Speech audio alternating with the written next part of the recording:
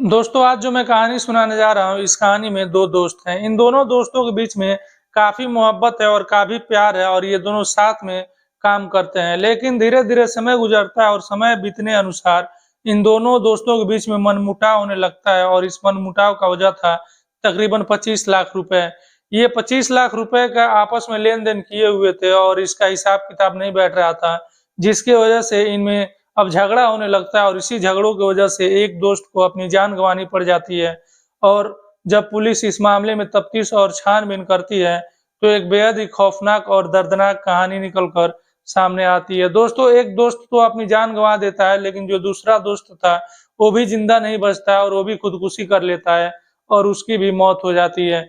जब पुलिस इस मामले में छानबीन और जब तफ्तीश करती है, तो एक तीसरा व्यक्ति पकड़ा जाता है और इससे जब पुलिस पूछताछ करती है, तो जो पूरी सच्चाई थी और जो पूरा घटनाक्रम था, वो खुलकर सामने आ जाता है।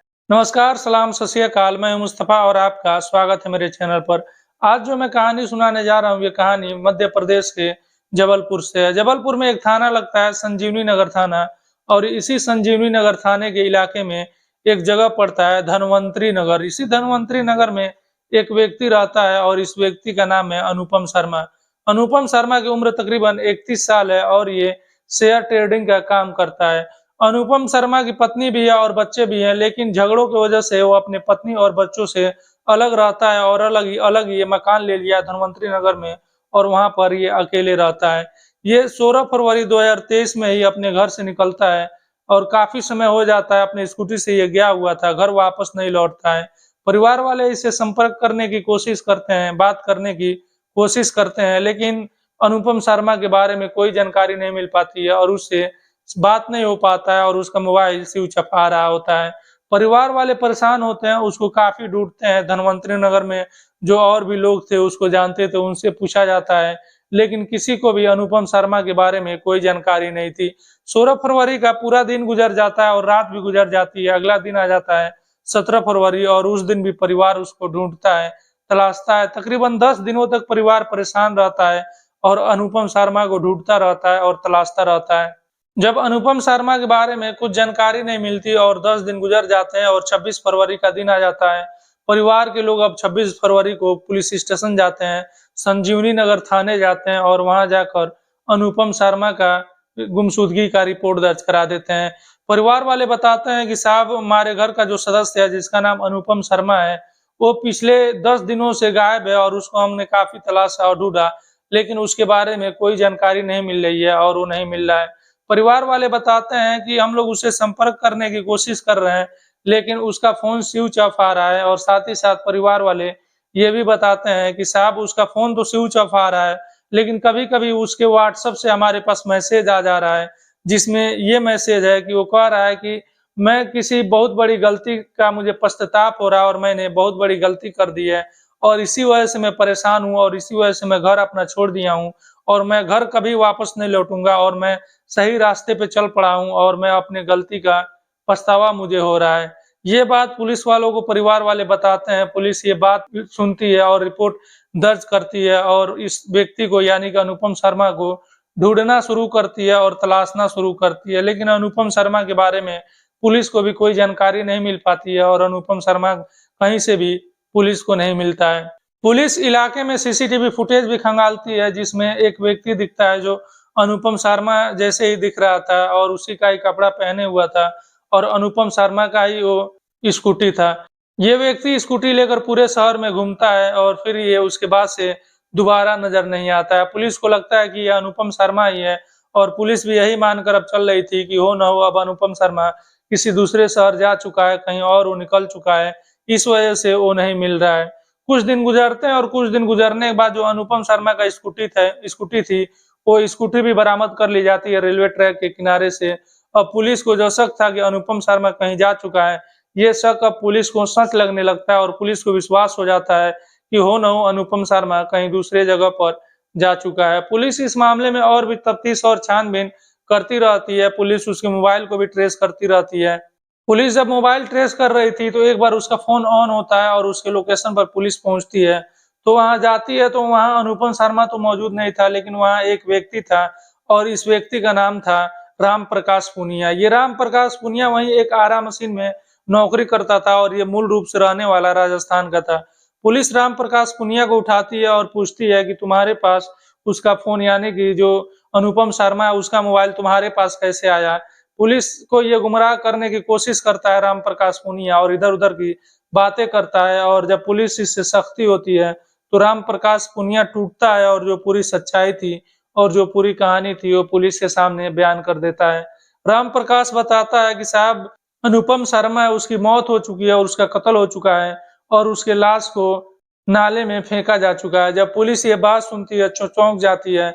जिस व्यक्ति को पुलिस ये सोचकर ये मानकर चल रही थी कि ये व्यक्ति जबलपुर छोड़ चुका है और कहीं और पहुंच चुका है और ये अपने पाप का प्रायश्चित कर रहा है और ये सही रास्ते पर निकल चुका है। जब ये सुनती है कि उस व्यक्ति का कत्ल हुआ है और उस व्यक्ति का कत्ल करने वाला व्यक्ति कोई और नहीं है बल्कि इसमें 2 लोग शामिल है, जिसमें एक उसका दोस्त है और उस दोस्त का नाम है टोनी वर्मा। टोनी वर्मा का ही आरा मशीन है और जो ये व्यक्ति है राम प्रकाश पुनिया, ये टोनी वर्मा के ही आरा मशीन पर ये काम करता है और उसी के वहाँ ये नौकरी करता है। पुलिस राम प्रकाश पुनिया से पूछती है, आगे पूछताछ करती है तो राम प्रकाश पुनिया बताता है कि साहब 16 फरवरी को जब वो अपने घर से निकला था और यहाँ आरे मशीन के पास आया था तो मेरे जो मालिक है यानी जो टोनी वर्मा है और जो अनुपम शर्मा है, इन दोनों के बीच बहुत ही गहरी दोस्ती है और ये दोनों दोस्त हैं। लेकिन इनके बीच में पैसों को लेकर कुछ दिनों से लड़ाइयाँ और झगड़े होती रहती थी और तकरीबन ये 25 लाख का मामला था। इस चीज़ से दोनों के बीच में मनमुटाव हो चुका था और जब भी ये लोग मिलते तब इनमें हमेशा झगड़ा होता और किसी न किसी बात को लेकर, छोटी-छोटी बातों को लेकर भी ये गुस्से हो जाते और आपस में लड़ते रहते। आगे ये राम प्रकाश पुनिया बताता है कि साहब, जो मेरे मालिक थे टोनी वर्मा, उनको ये भी शक था कि जो टोनी वर्मा की पत्नी है उनसे उससे इनका यानी कि जो अनुपम शर्मा है उनका प्रेम संबंध है, और जब टोनी वर्मा घर पर नहीं रहता है तो टोनी वर्मा का दोस्त यानी कि अनुपम शर्मा उनके घर जाता है और टोनी वर्मा की पत्नी से बातें करता है और मिलता है। ये भी शक हो गया था उनको और इस चीज़ से वो काफ़ी नाराज़ थे और काफ़ी गुस्से में थे। और फिर जब ये 16 फरवरी को आया था मिलने के लिए इनसे टोनी वर्मा के पास, तो उसी दिन इन्होंने उसका गला दबाया और गला दबाकर उसकी हत्या कर दी। जब उसकी मौत हो गई तो उन्होंने अनुपम शर्मा की स्कूटी मुझे दी और जो उसके अनुपम शर्मा के कपड़े थे वो भी मुझे दिए और उन्होंने कहा ये कपड़े पहनो और पूरे शहर में चक्कर लगाओ और चक्कर लगाने के बाद स्कूटी को कहीं छोड़ दो और छोड़कर फिर वापस आ जाओ। ये वैसे ही करता है राम प्रकाश पुनिया और उस स्कूटी को ले जाता है, ट्रैक के किनारे छोड़ता है पूरे शहर घुमाने के बाद और वापस आ जाता है। फिर ये लोग प्लान बनाते हैं कि इस लाश को कैसे ठिकाने लगाना है।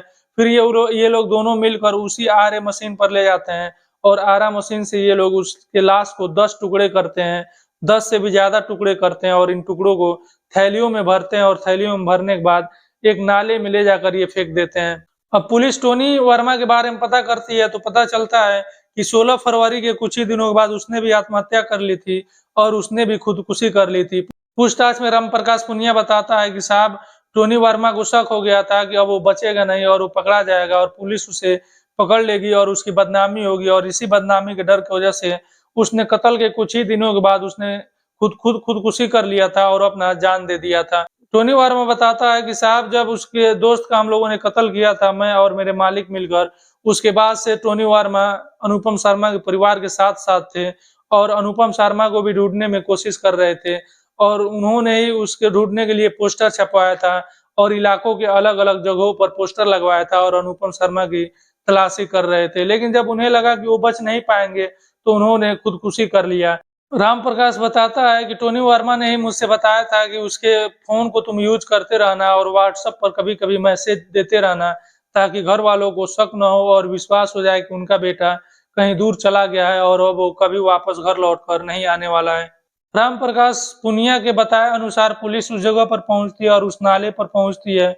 वहाँ से उस लाश को बरामद करती है। उस लाश में कीड़े पड़ चुके थे, वो लाश सड़ चुकी थी और उस लाश से बदबू आ रही थी। ये लाश कुछ 10 टुकड़ों में मिले थे, अभी भी कुछ टुकड़े मिलना बाकी हैं। पुलिस अभी भी उनकी तलाशी कर रही है। शायद वो नाले में बह चुके थे और पुलिस अभी उनको ढूँढ रही है। इस लाश का पोस्टमार्टम कराया जाता है और पोस्टमार्टम कराने के बाद परिवार को सौंप दिया जाता है और परिवार वाले इस लाश का अंतिम संस्कार कर देते हैं। इस कत्ल में जो मुख्य आरोपी था, जो अनुपम शर्मा का दोस्त टोनी वर्मा था, उसने तो खुदकुशी कर लिया था, लेकिन जो इस कत्ल में उसका टोनी वर्मा का साथ दिया था, जो टोनी वर्मा का कर्मचारी था, और उसके आरए मशीन पर काम करता था, वो व्यक्ति गिरफ्तार है और ये पुलिस हिरासत में है। अभी इससे पुलिस और भी पूछताछ कर रही है और सबूत इकट्ठा करने की कोशिश कर रही है और ये चेक कर रही है कि इस व्यक्ति की यानी कि जो राम प्रकाश पुनिया है उसकी इसमें कितनी भागीदारी है इस कत्ल में कि उस हिसाब से इस व्यक्ति को सजा दिलाई जा सके। दोस्तों ये थी एक कहानी जिसमें एक दोस्त अपने ही दोस्त का कातिल बन जाता है और उसका कत्ल करता है और वजह थी कुछ पैसों की और वजह थी उसकी पत्नी के ऊपर शक का। कत्ल करने के बाद ये लोग दरिंदगी करते हैं उसके लाश के साथ और उसके लाश को आरा मशीन से 10 से भी ज्यादा टुकड़े करते हैं और उन टुकड़ों को फेंक देते हैं।